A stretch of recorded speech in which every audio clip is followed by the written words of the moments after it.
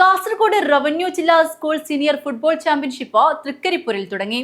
Nadakkavu Rajeev Gandhi synthetic ടർഫിൽ Kasaragod ജില്ലാ പഞ്ചായത്ത് സ്ഥിരം സമിതി അധ്യക്ഷൻ എം മനു ഉദ്ഘാടനം ചെയ്തു. റവന്യൂ ജില്ലയ്ക്ക് കീഴിലെ 7 ഉപജില്ലകളിൽ നിന്നുമെത്തിയ ടീമുകളാണ് പ്രാഥമിക ഘട്ടത്തിൽ ഏറ്റുമുട്ടിയത്. ക്വാർട്ടർ ഫൈനലിൽ ബേക്കൽ ഉപജില്ലയെ തോൽപ്പിച്ച കാസർഗോഡ് ഉപജില്ലയും മഞ്ചേശ്വരത്തെ മറികടന്ന് ഹോസ്ദുർഗ് സബ് ജില്ലയും ചിറ്റാരിക്കൽ ഉപജില്ലയെ തോൽപ്പിച്ച് കുമ്പളയും സെമിയിൽ കടന്നപ്പോൾ നിലവിലെ ചാമ്പ്യന്മാരായ Cheruvathur ഉപജില്ലയാണ് 4ാമത്തെ team.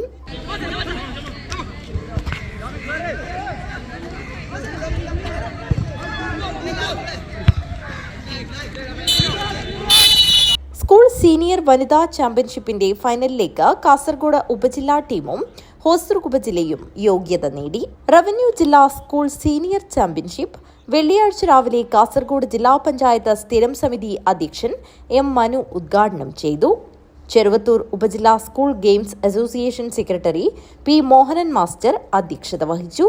News bureau, Trikaripur.